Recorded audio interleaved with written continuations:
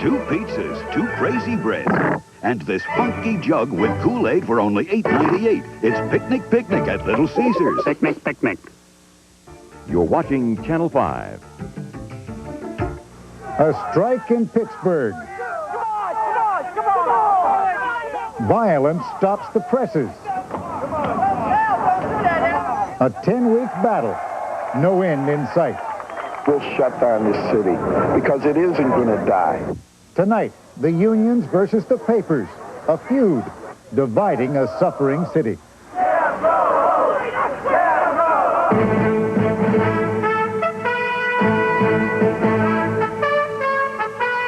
This is ABC News Nightline. Substituting for Ted Koppel and reporting from Washington, Forrest Sawyer. First, picture the background. An economy that has settled into the dull pain of recession. Businesses across the country struggling to stay afloat, cutting costs and jobs where they can. Millions of Americans out of work, and for almost 50 years, union membership sliding into decline. Then, set against all of that, picture the crisis in Pittsburgh. The city's 2 major newspapers declare they must cut the jobs of delivery people in order to survive. The Teamsters Union replies its members' survival means they must fight. 2 months later, a crippling strike is still underway. The workers aren't getting a paycheck, and an effort to publish the papers with replacement workers has been violently resisted. And Pittsburgh, well, the city may be the biggest loser of all. The fact is, we've seen this kind of struggle all across America, and we are likely to see it again. Where's the way out of this downward spiral? We'll ask the people of Pittsburgh, but first, the headlines. Here's Dave Marash.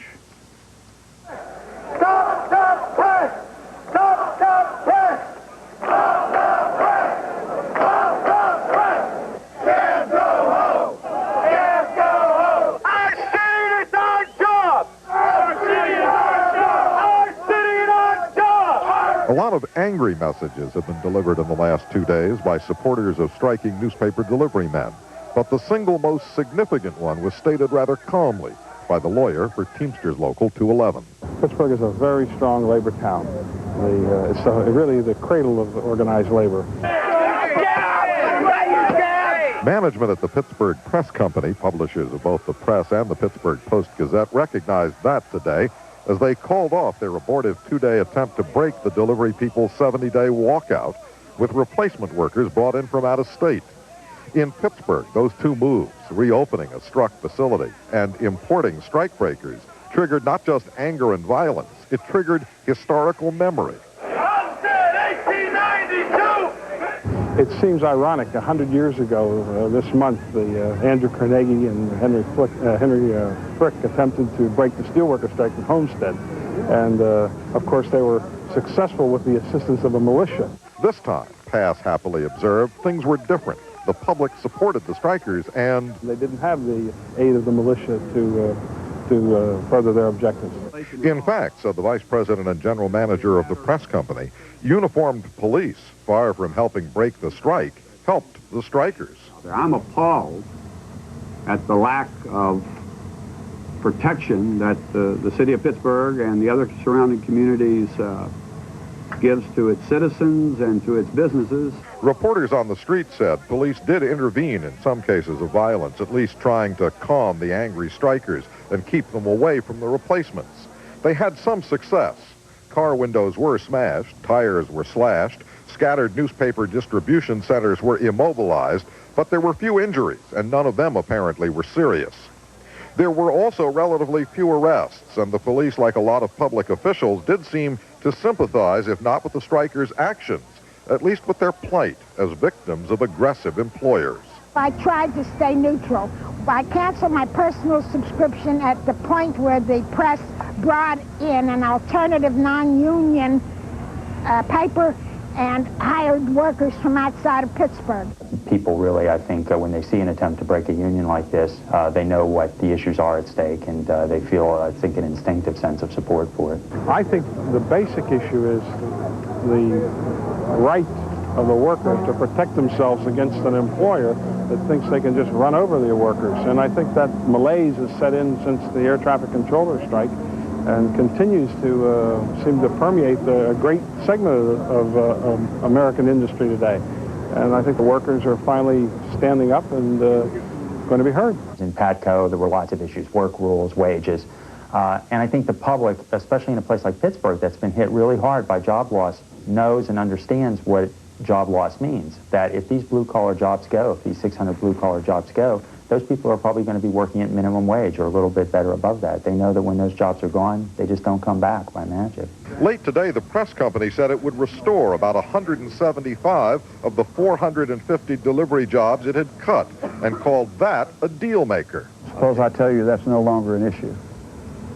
Is that no longer an issue? I think that is the case. That's not an issue. That's not part of what's left. Union officials reached tonight insisted they had not resolved the job cut issue.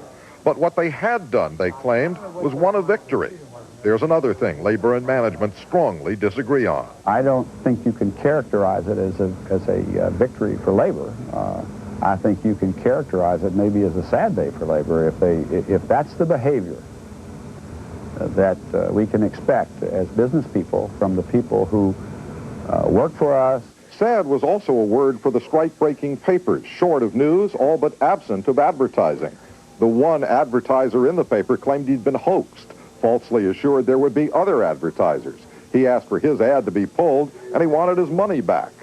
But after this two-day experiment in strike-breaking had failed, both sides claimed they were now ready to resume peaceful bargaining. Well, it changes something. I think we can get down to bargaining, which we're trying to do.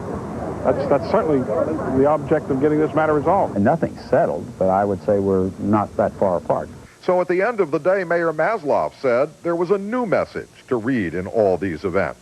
I'm trying to send a message to the nation and everybody that Pittsburgh is a town that can settle its disputes over the bargaining table.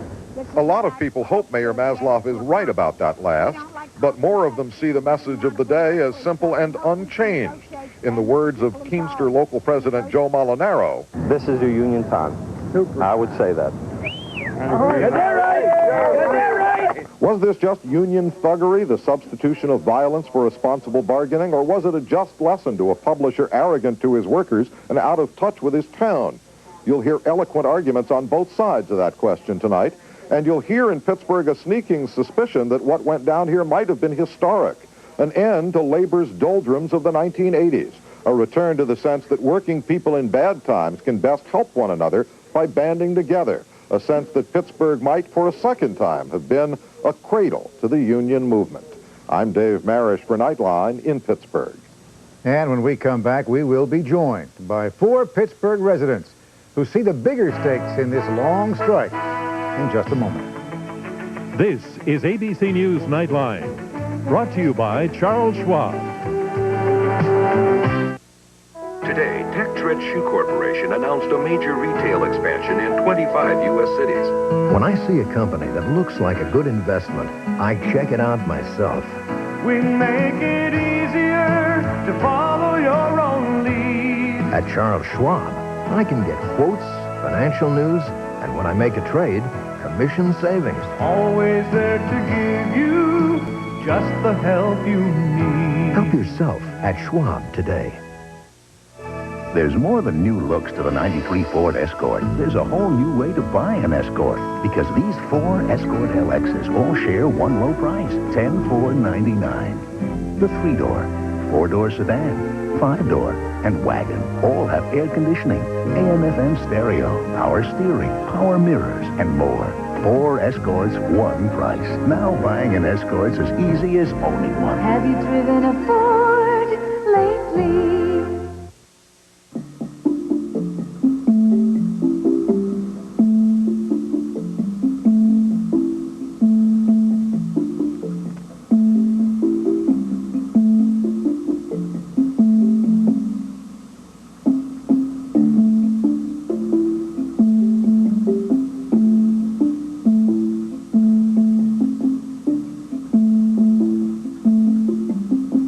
Gifted Hands, the gallery on the park, downtown A.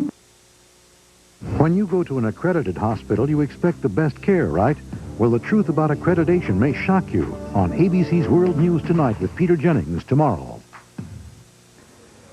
Mike Stout, is a struggling print shop owner now, but he was a steel worker for 10 years, and he was active in his union until 1985, when the USX Homestead Works outside Pittsburgh was closed. As a freelance writer, Diane Reita doesn't have to deal directly with union management issues, but on this strike, she says she sides with management. Jacque Kahn heads the Golden Triangle Association. That's a group that promotes business in downtown Pittsburgh. He says he has worked hard to help the city shed its image as, in his words, a union hornet's nest. Mr. Stout and Ms. Reita and Mr. Kahn all join us from our Pittsburgh affiliate, WTAE. Now, we're also joined by the Reverend Thomas Smith, who is the pastor of the Monumental Baptist Church. Members there have mixed feelings on the strike, and he joins us from his church, one of the largest of the black churches in the Pittsburgh area. Mr. Stout, I know you have very strong feelings about what's been going on in Pittsburgh. Do you have any sympathy for the newspapers who say they're really up against the ropes and they need to make some changes? I have no sympathy for any corporate raiders that come in, such as Scripps Howard. Most of their board, which doesn't even live in the city of Pittsburgh, made $72 million in clear profit last year, and then comes along and says they got to eliminate 600 jobs, 4,500 carriers, mostly who are kids and teenagers, so they can make more money. I have no sympathy for them at all. And what's more, I'm going to be out there with the workers every chance I can get. You're saying, then, that if they say to you, look, we've got to do some cutting here, there's no way that we can be in this business unless we have some profits. And by George, if we continue down the road we're going, it's all going to be bad for everybody. You don't buy any of that. I don't buy any of it, and I think the city of Pittsburgh doesn't buy it. I think the mayor of Pittsburgh doesn't buy it, and I think the city council, and I think the mayors all around Pittsburgh who have joined in sympathy and support for the strikers. I think the hundreds and hundreds of stores that are putting signs up saying we do not sell the Pittsburgh Press and Pittsburgh Post-Gazette have all shown where the city of Pittsburgh stands, and we stand with the working people that made this city what it is today, and we're going to stand with them until this battle is over. Ms. Reita, that's a sentiment that we have heard throughout this long strike. No sense of sympathy for the unions, for the management side at all. That's correct. Pittsburgh is a very supportive of its unions, and it has a long history in the labor movement. But what I think we're seeing is a trend that's going on all across the country. There are very few cities the size of Pittsburgh that still have their newspapers delivered in the traditional way by kids on bicycles, without the benefit of a centralized distribution system and adult carriers. And I think what we're seeing is simply a good business decision on the part of the press. Well, what a lot of these folks in the union are saying is, you know, they came in here, they're cutting these jobs back, they don't have to do that, they could hold these jobs in here and still have a fair profit. What they're doing is kind of raiding our town. I don't think so. I'm sorry whenever anyone loses their job, because I've been the victim of layoffs, and members of my family have been laid off from different professions. And this is a particularly emotional issue because it not only involves adults losing their jobs, but it involves the kids who are carriers. And the Teamsters have made a lot of hay out of that with these kids in front of the evening news cameras. Even urging them to go around behind the delivery people today and pick up papers that had been delivered by non-union carriers. But I think that we need to just keep in mind the fact that it's a business decision. A union that truly advocated its members, that was truly standing up for its members, would have realized that this was coming a long time ago and started to make plans, maybe negotiated retraining packages or compensation packages. Forrest, this is not a new story. This has been news for almost a year here in this city. We've known it was coming. Reverend Smith, you look at this from a different perspective, from a little bit to the side. How does it look to you? Well, I'm very much concerned about the issue, concerned about both sides of the issue, because we have to have employment opportunities available in the city. We've already been devastated with the loss of a substantial number of jobs in this city and in this region. And we need to make sure that employers are here to provide the employment. But on the other hand, we're also concerned that they are not corporate raiders, that they are able to live with a decent profit margin and do not attempt to gouge the market or attempt to cut labor's benefits to the extent that the workers are cut back to minimum wage jobs. So I'm concerned about both sides of that. I'm also concerned about how African-American community is being played on both sides of this issue. While they used African Americans to help break the strike, in which we're concerned about their safety, we're also concerned about the union side of it, in that it's very hard for African Americans to become a part of the union to get some of those jobs. So I have mixed, and the community has mixed emotions about both sides of this issue. Are you saying really that you see that members of your community are being used as a pawn by both sides? Yes, we're being used by both sides, and even the police chief, who was the second black police chief in Pittsburgh, is being blamed by both sides of not enough police protection for both sides. So we're being used as a pawn in a number of ways in this issue. Mr. Kahn, what does that mean, a union hornet's nest? Why do you say that Pittsburgh used to be seen that way? Well, Mr. Sawyer, when I arrived in town many years ago, we were not only called a smoky city, and we were an industrial center and a manufacturing center, and at that time the unions were, and our town had a reputation, unfortunately, for being a union hornet's nest. I think it's a 100-year anniversary of a terrible strike in this city.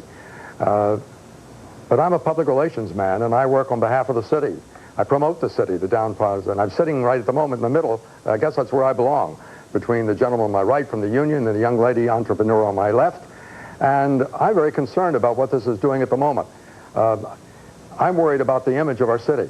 I've watched us come from a smoky industrial manufacturing center with a union and a manufacturing reputation through several decades of renaissance, and watched the city become involved in technology, medical center, educational center, a whole new image. And now suddenly, and we worked hard to clean that image. We became the most livable city, and I think we were the most workable city. Have you ever heard the old expression, it's a quotation, that whether the rock hits the pitcher or the pitcher hits the rock, it's the pitcher that gets broken. And at the moment, whether the newspapers win or the union wins, it's Pittsburgh that's getting broken. I'm terribly concerned about your interest in our city at this moment, and whether you're going to give us an image of being a union problem city at the moment. We're also a corporate headquarters, and there are good people on both sides, and there are good issues on both sides. All right, sir, let us look for in just a moment when we come back to where there might be solutions so that we don't paint Pittsburgh in too dark a picture. Thank you. In just a moment.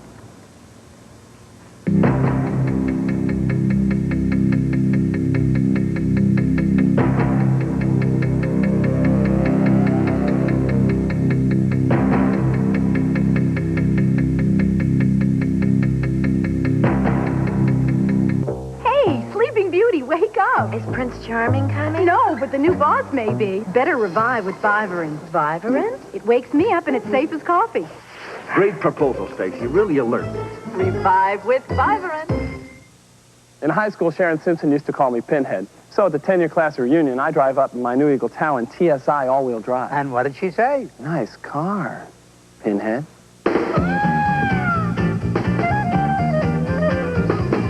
My big brother says his Eagle Talon has 195 horses under the hood. Oh, so you're looking for the horsies? No, I'm checking out the intercooled turbocharger.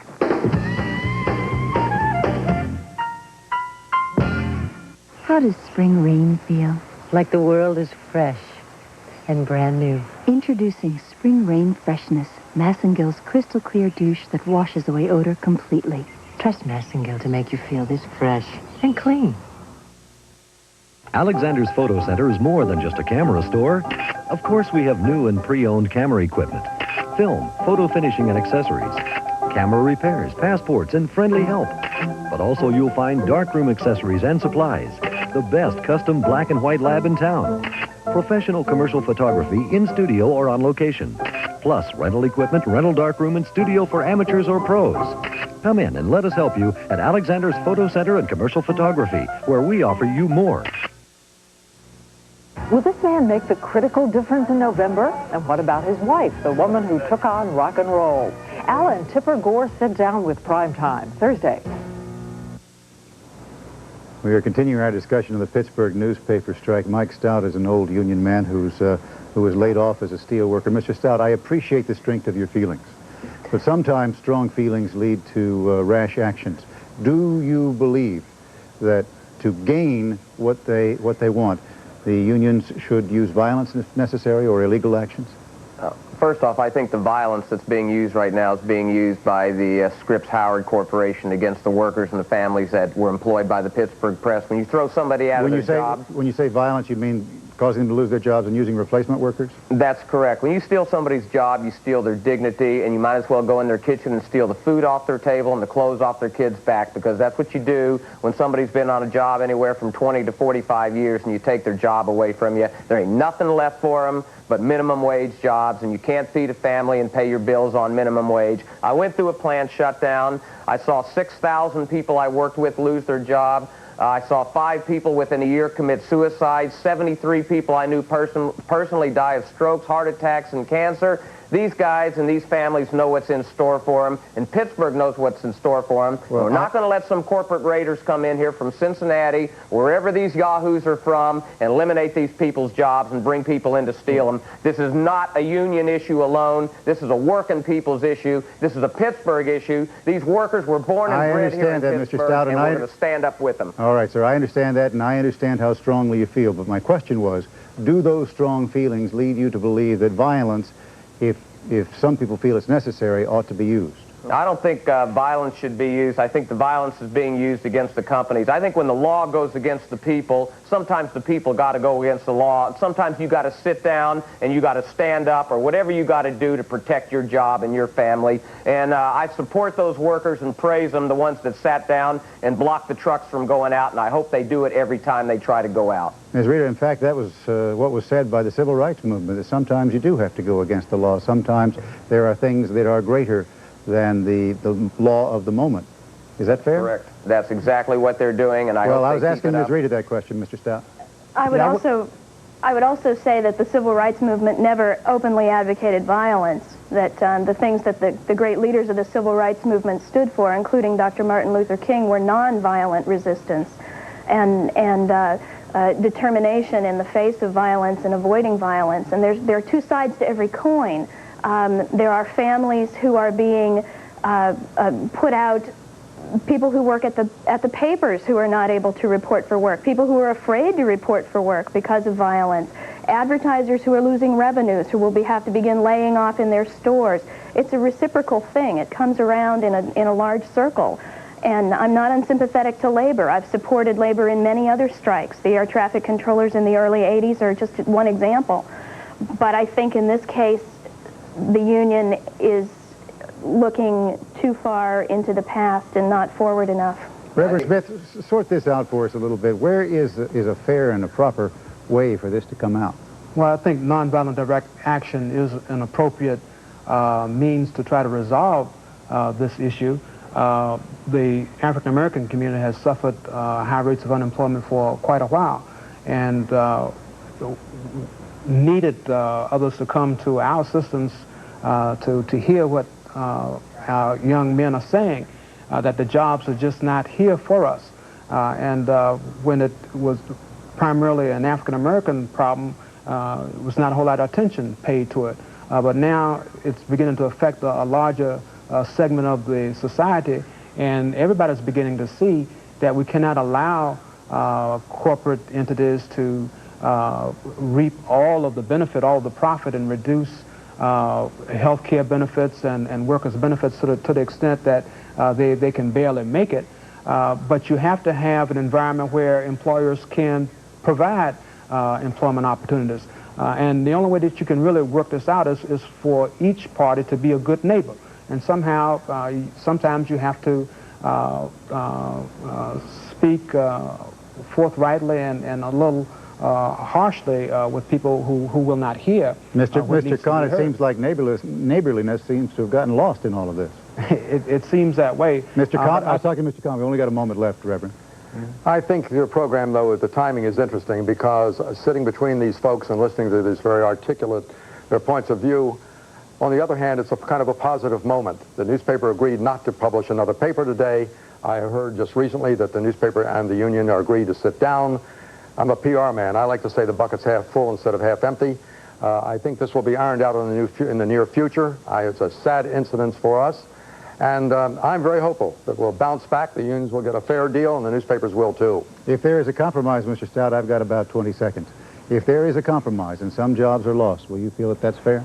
As long as those people are taken care of, I think it would be fair, and they're treated as the family they have been part of for the past 3 or 4 generations. I'd like to say in closing, too, thank you, Pittsburgh, for standing up for its working people. All right. On that note, we'll leave it for just this moment, and I thank all 4 of you for talking to us tonight.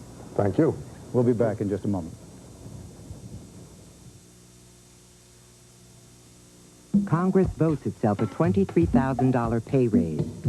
SNL's bailed out at taxpayer expense. Unemployment hits 8-year high. Congress bounces thousands of bad checks. Last March, Time reported a major shift in voter attitudes. We just thought you'd like to know you're not alone. The angry voter. If it's important to you, you'll find it in Time. In our universe, there is always the unknown, the unpredictable. All we can do is prepare for it. AT&T is now installing Fast Start. It can detect a cable cut instantly, so 800 calls can get back in minutes instead of hours. We can send